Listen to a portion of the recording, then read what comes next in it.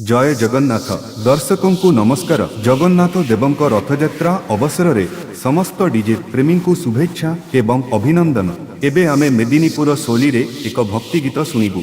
प्रथमे आमे एही गीतर साक्षात फ्रिक्वेंसी शुणिबु। जय जय जगन्नाथ जगत ठाकुर शतदल पद्म पादे प्रणाम मोर। जय जय जगन्नाथ जगत ठाकुर शतदल पद्म पादे प्रणाम मोर। बंधुगण एथर आमे एही गीतर संगीत फ्रिक्वेंसी एवं उच्च फ्रिक्वेंसी एकाठी शुणिबा।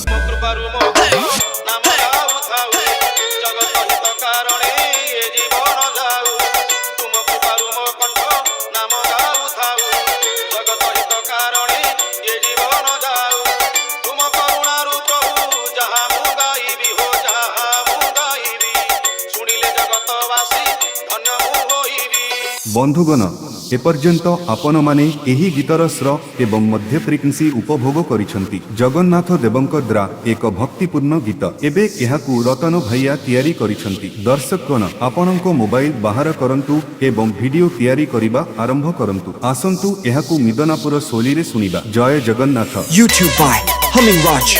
हुलन जरा से हुलन जरा से हुलन जरा से।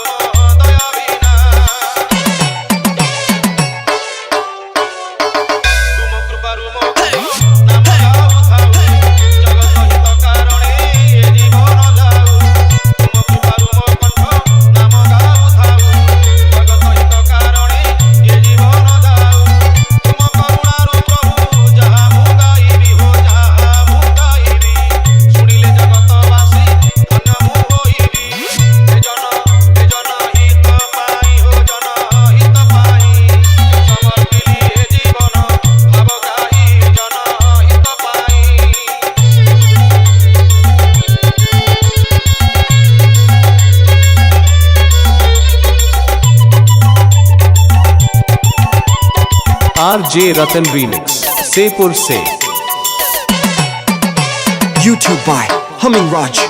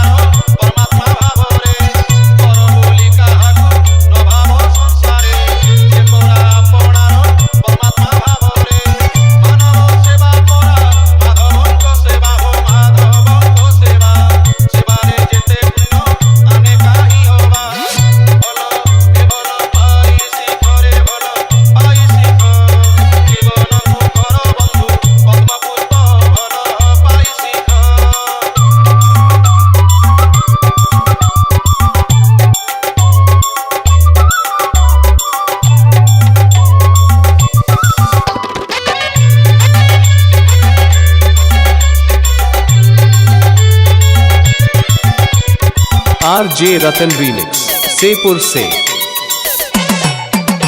YouTube by Humming Raj।